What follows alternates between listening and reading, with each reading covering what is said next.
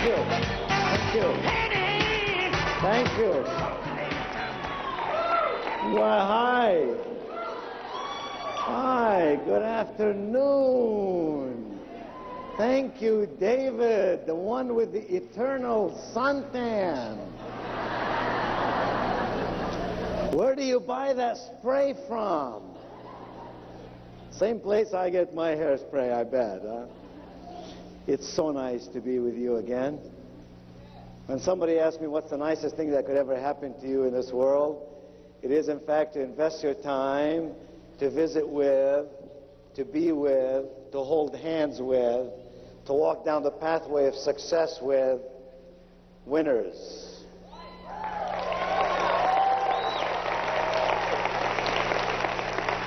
That's what you are. You are winners. And Starlight clearly loves you deeply.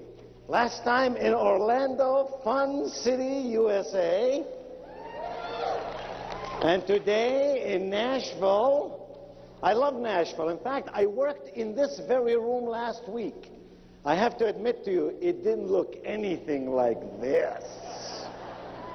There were some 2,000 technology experts here in the room, had no color, no life, no excitement. So it's worth it being with you just to look at the scenery and the view and see the touch of Hollywood and everything that you do. And it's much more worthwhile to be with you because of who you are and what you believe in and where I know in my heart you are headed. I love Nashville for lots of reasons. Now, I'm not a country music fan, but I love to listen to country music. And just coming in from the airport, right about 11:30 this morning, I heard a couple of songs, and I got to tell you what they said. They were both love songs. It seems like every country song is a love song. One of them said, "You stole my heart, and you stumped that sucker flat."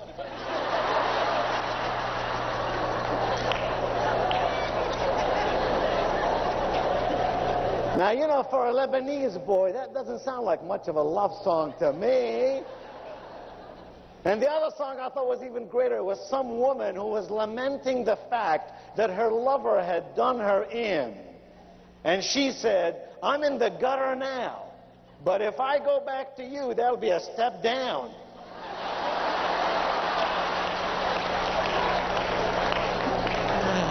Oh, my. You remember last time we visited, I shared with you that I learned English from scratch. Remember that? I said I took 3x5 cards. Inch by inch life, in fact, is a cinch. I took 3x5 cards, wrote 10 English words on the card. Today, I'll memorize those words. Tomorrow, another 3x5 card, 10 more English words. Memorize those as I reviewed yesterday's 10 words. The next day, the same story over and over. And if you recall, I said to you, I gave myself Sunday off because I'm a Methodist. And we Methodists have to reintroduce ourselves to God at least once a week. We are not like Baptists. We have no guaranteed passage. People say to me, "Nito, why are you always picking on the Baptists?" It's simple. You make a Baptist mad, he'll pray for you.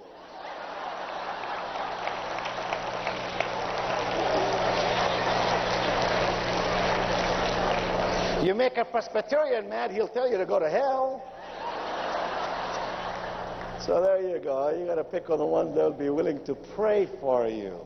Well, I'm very delighted to be with you this afternoon. In the short time that we have together, we have in fact prepared a handout called How to Be a Great Communicator, which incidentally is the title of one of my newest books. It was on the Book of the Month Club selection and Money Magazine's Book of the Month Club selection both this year. One of a dozen books or plus that I've written that are active today. And it's a very, very important subject to me, and I'll tell you why in just a moment.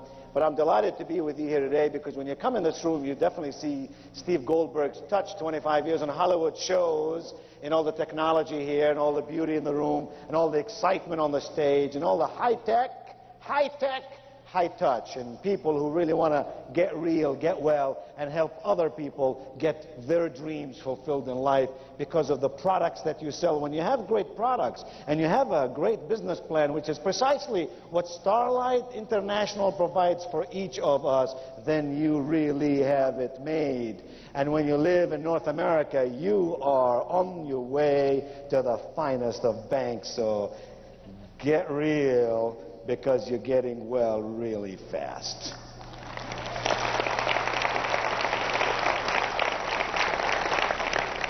Let me tell you this, the 21st century is going to be unforgiving for the man or woman who is not confident.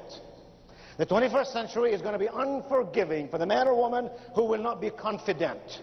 It is the confident people in our midst who are going to make life worth living, who are going to achieve their goals, who are going to climb up the ladder of success, who are going to have the kind of downlines other people only talk about, dream about. And the question you ought to be asking here this afternoon in Nashville at this wonderful Opryland Hotel, this incredible Starlight event is this: how do I become confident?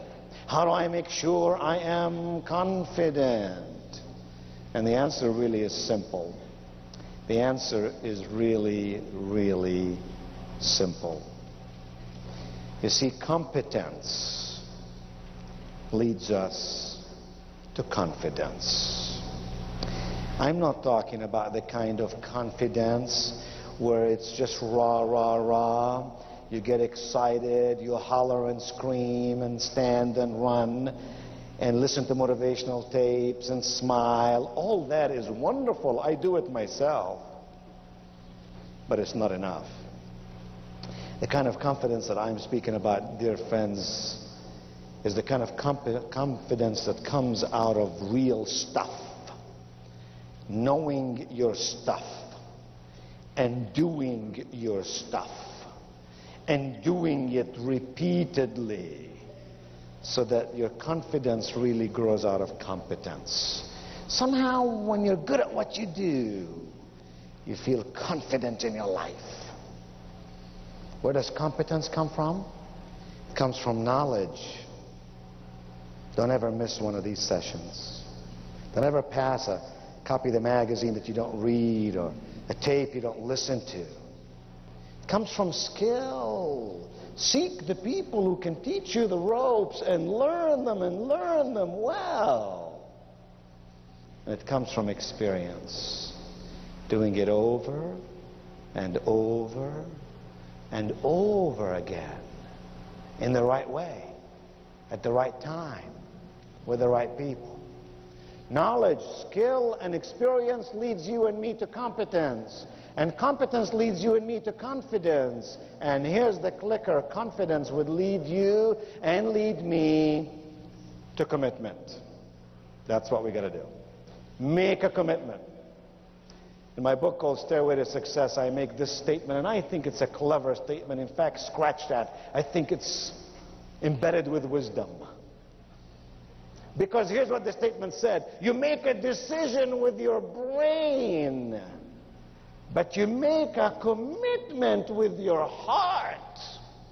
And then I will take it to another stage and to another stage. So as you stand up in just a moment, the only sound in this ballroom shall be my sound, just giving you instructions what to do next. Now you may stand up, make as much eye contact with as many people as you can. No words whatsoever, just make eye contact, pleasant, smiling faces. Wonderful. You should be able to make eye contact with a dozen people or so. Move around so you can do that. You've done a good job. Now what I want you to do is to meet as many people as you can around you. Just gently shake their hands, tell them hello, how are you? Try to do that. Go ahead.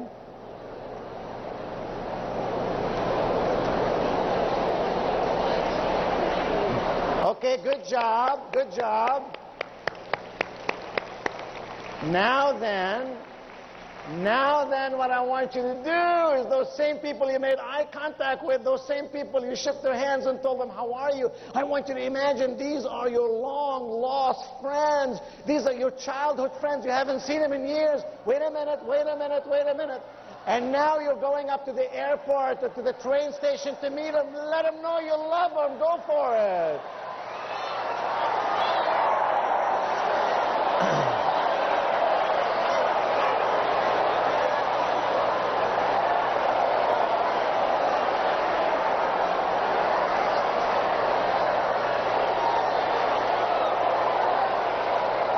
Good job. Very good job. Help me clap. That's it. And please be seated. Very good.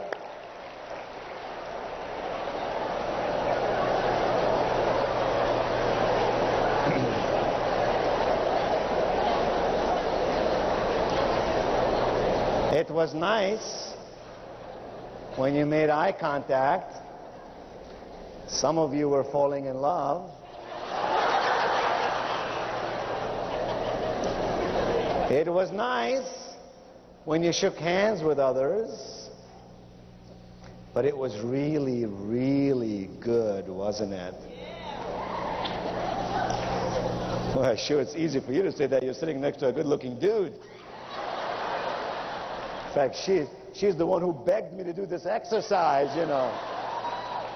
She's been writing me letters ever since Orlando. Do this exercise. Well, you know what happened the third time? We went beyond mere communication, beyond mere words, and what happened was we connected mind and soul and body. The essence of the process of effective communication rarely depends on words or merely eye contact. In fact, it exudes connectiveness. And you know how that feels. You know how it feels when you speak with someone and you walk away and you say, that person and I just sort of connected. There was something that pulled us together. I understood his wishes, his dreams, her aspirations, her fears, and he or she responded to me so magnificently, and we connected.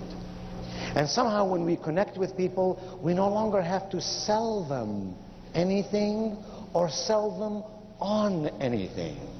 Somehow when we connect with people, they sort of stand in line wanting to get what it is that you and I have in our life because they too want to feel that way. So really the magic is in our ability to connect, not just to communicate, to persuade, not just to sell. Now I'm going to work you through the workbook. This will be a work session. So if you have your workbook, you should now have it opened up to page number 1. And page number 1 should be titled The 7 P's of Selling. And I hope that you will write some things down. Let me tell you why. The palest ink is better than the most remarkable memory. We remember ideas, but for a short period of time. You got to write them down. I still use 3x5 cards. When I want to change a habit, learn an idea, I put it on a 3x5 card. I carry it with me for 21 days. I look at it 100 times a day. In 21 days, research shows that you and I can adopt new habits, and you and I can learn new stuff. So write it down. Here are the 7 P's of selling. You and I may think of ourselves as salespeople, and indeed we are. Every person with whom you and I come in touch is a salesperson. They sell us on themselves, their ideas, their career, their family.